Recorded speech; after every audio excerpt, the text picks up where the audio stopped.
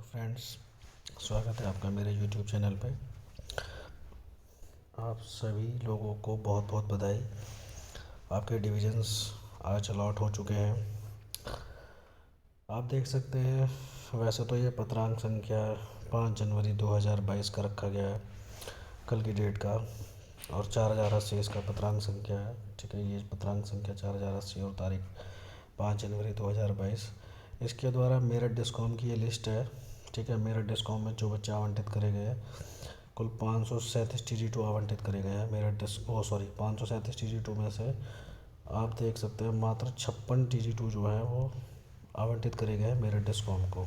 ठीक है, इनको इनके डिस्ट्रिक्ट अलॉट कर दिए गए, और डिस्ट्रिक्ट अलॉट करने के साथ साथ जो डिस्ट्रिक्ट जिस जोन में पड़ता है उस जोन के द्वारा इनको डिविजन्स अलॉट कर दिए गए हैं। जैसा मैंने पहले बताया था कि मेन इनकी जो नियुक्ति होनी है वो डिविजन्स में होनी है, और डिवीजन से नीचे सब स्टेशन में, सब स्टेशन से TG2 को काम करना पड़ेगा सब स्टेशन पे। ठीक है, इसमें कुछ खास बात नहीं है। इसमें सब यहाँ यही लिखा है, जिस पत्रांक संख्या या तारीख के द्वारा आप लोगों की जो नियुक्ति प्रक्रिया शुरू हुई थी, विज्ञापन निकला था, उसके बाद जो रिजल्ट आया था, उन सब के बारे में दे रखा है। ठीक है, यहाँ पर आपकी सैलरी के बारे में दे रखा है, तो इन सब चीज़ों के बारे में डिस्कशन है।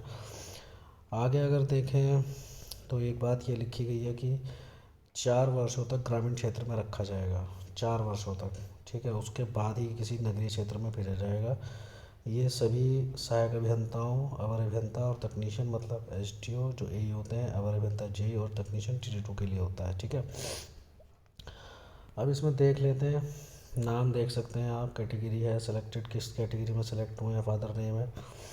लेकिन बड़ी अफसोस की बात है कि जो जिसका डिस्ट्रिक्ट था उसको उस डिस्ट्रिक्ट में नहीं दिया गया, उसके बराबर वाले डिस्ट्रिक्ट में दे दिया गया। बुलंदशहर वाले को मेरठ, बुलंदशहर वाले को हापुड़, मुजफ्फरनगर वाले को शामली, बिजनौर, मेरठ, ठीक है, बागपत, हापुड़, तो बराबर का डिस्ट्रिक्ट जिला दे दिया गया।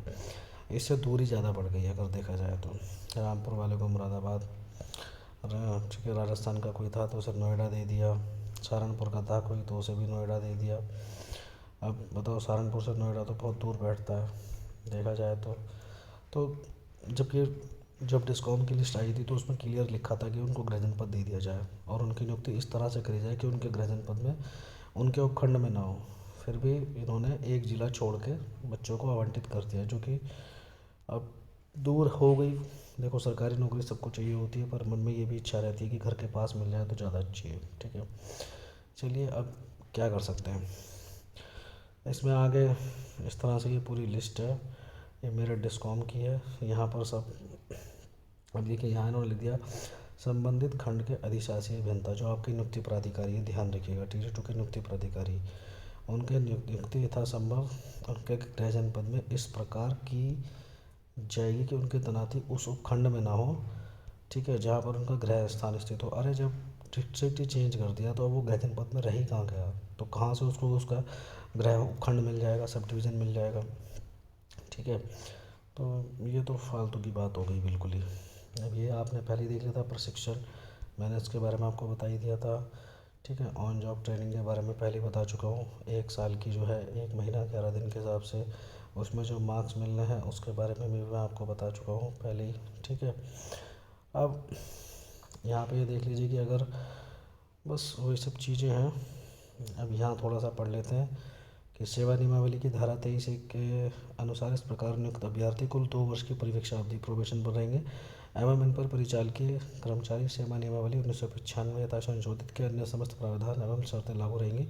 2 वर्ष का आपका प्रोबेशन पीरियड है। साथ में ये लिखा गया है कि कर्मचारी सेवा नियमावली 1995 के अन्य समस्त प्रावधान इन पर लागू रहेंगे। ठीक है, बाकी आपकी जो सीनियोरिटी होगी उसके लिए लिखा है कि विभिन्न डिस्कॉमों, कैस्को, कॉरपोरेट को आवंटित TG2 प्रशिक्षु विद्युत की वरिष्ठता सीनियोरिटी उनकी तैनाती इकाई डिस्कॉमों, कैस्को, कॉरपोरेट के संबंधित प्रबंध निदेशक द्वारा विद्युत सेवा आयोग लखनऊ द्वारा उपलब्ध कराई जाने वाली मेरिट लिस्ट के अनुसार निर्धारित की जाएगी। अब बाकी लिखा है कि सचिव विद्युत सेवा आयोग के पत्रांक 1273/2020 दिनांक 3 दिसंबर 2021 के अनुपालन में नियुक्ति पत्र निर्गत करने से पूर्व नियुक्ति अधिकारी का उत्तरदायित्व होगा कि यह सुनिश्चित करे कि आवेदन पत्र में लगी फ़ोटो, हस्ताक्षर, अंगूठा निशान, प्रवेश पत्र पर लगे फ़ोटो, हस्ताक्षर, अंगूठा निशान आपस में मेल खाते हों। ठीक है, संगत सेवा नियम में निहित प्रावधानों का अनुपालन तथा अभ्यर्थियों के अभिलेखों को मूल प्रमाण पत्रों से जांच अपने स्तर पर करना समीचीन होगा। बाकी उन्होंने लिख दिया, संबंधित नवनियुक्त अभ्यर्थी संबंधित जनपद के मुख्य अभियंता वितरण इकाई के कार्यालय में अपनी योगदान आख्या देना सुनिश्चित करें। मतलब सबको क्लियर कह दिया है कि जो भी जिस जनपद आवंटित हुआ है और उस जनपद वो जनपद जिस जोन के अंदर पड़ता है। देखो मैं आपको क्लियर बता दूं, अब आपके माइंड में एक बात आ रही होगी कौन सा जनपद किस जोन के अंदर पड़ता है, तो एक बार लिस्ट देख लेते हैं। मैं इस लिस्ट में ही आपको क्लियर कर दूंगा। अगर ये मेरठ डिस्कॉम की लिस्ट है तो मेरठ वालों को तो मैं क्लियर कर देता हूँ। जिन लोगों को मेरठ मिला है, ठीक है, वो पड़ता है मेरठ जोन में, ठीक है, मेरठ पड़ता है मेरठ जोन। तो मेरठ जोन में जाके आप अपनी ज्वाइनिंग दे सकते हैं। अब हापुड़ जो है वो बुलंदशहर जोन में पड़ता है, शामली सहारनपुर जोन में पड़ता है, ठीक है। मुरादाबाद जिनको मिला है वो भी मुरादाबाद जोन में पड़ता है, शामली सहारनपुर जोन में पड़ेगा, ठीक है। मुजफ्फरनगर सहारनपुर जोन में, नोएडा नोएडा जोन में, गाज़ियाबाद गाज़ियाबाद जोन में, रामपुर मुरादाबाद जोन में, बागपत मेरठ जोन में, बुलंदशहर बुलंदशहर जो है वो बुलंदशहर जोन में, बिजनौर मुरादाबाद जोन में, ठीक है। तो आप समझ गए होंगे लगभग सारे ज़िले मैंने इसमें ले लिया। संभल भी मुरादाबाद जोन में है, तो संभल मुरादाबाद जोन में हो गया। तो आगे देख लीजिए, मुरादाबाद जोन में है ही, शामली सहारनपुर जोन में है, ठीक है। बुलंदशहर हापुड़ जोन में हो गया, सॉरी बुलंदशहर जोन में। तो इस तरह से जोन में आप जाके ज्वाइनिंग दे सकते हैं। बाकी जोन में ज्वाइनिंग भी नहीं देंगे तो कोई बात नहीं। इसमें यह है कि अब इन जोन के द्वारा मतलब जिसको जो ज़िला मिला है और वो ज़िला जिस जोन में है तो उन जिलों जोन द्वारा उनको डिविजन्स अलॉट कर दिए गए, तो वो डायरेक्ट डिविजन्स में जाके अपनी ज्वाइनिंग दे सकते हैं, ठीक है। अब ज्वाइनिंग के लिए आप पैनिक मत होइएगा। एक तो आप नियुक्ति पत्र आने का इंतज़ार मत करिएगा कि नियुक्ति पत्र आपके घर पे आएगा और उसके बाद आप अपनी ज्वाइनिंग देने के लिए जाएंगे। सिंपल सी बात है, नियुक्ति पत्र अब आपकी फाइलें डिस्कॉम से हेडक्वार्टर से कहाँ पहुँचेंगी, जोन में। अब जोन से वो पहुँचेगी डिविजन्स में, जो आपको डिविजन्स अलॉट करा गया है। अब मान लीजिए जब डिविजन्स में फ़ाइल पहुँचेगी और फिर वो उस फाइल के आधार पर आपका नियुक्ति पत्र बनाएंगे और आपको नियुक्ति पत्र सेंड करेंगे। इतने तो लग जाएगा टाइम ज़्यादा, इतने तो निकल जाएंगे 15 दिन। आप कहेंगे कि इतना टाइम हो गया लेकिन अभी तक हमारी ज्वाइनिंग हुई नहीं और आचार संहिता लग जाएगी। तो सिंपल सी बात है, अब आपको पता है कि आपका डिविजन्स कौन है, डिवीज़न कौन सा है, ठीक है। तो अपने डिविजन्स का पता करिए, उस डिविजन्स के पते पे जाइए, वहाँ पर जाकर अपनी ज्वाइनिंग दीजिए। वहाँ पर जो भी वो आपसे अभिलेख मांगते हैं, जो मैंने पहले ही बता दी क्या क्या वहाँ पे वो लेंगे, उनको सबमिट करिए और अपनी ज्वाइनिंग दीजिए और अपनी सैलरी स्टार्ट करिए, ठीक है। एक मैं आपको मुरादाबाद जोन की लिस्ट है वो दिखा देता हूँ। ये देखिए, ये है मुरादाबाद जोन की लिस्ट। एक मिनट, ये एक मिनट देखिए, ये मुरादाबाद जोन की लिस्ट है, ठीक है। इस लिस्ट को देखिए, इसमें ये मुरादाबाद क्षेत्र को आवंटित करे गए हैं। कितने मुरादाबाद क्षेत्र को इसमें लिखा है कि कितने टी2 आवंटित करेंगे, जो उसमें 56 करे गए थे तो उसमें से लगभग 27 टी2 मुरादाबाद क्षेत्र को आवंटित करेंगे।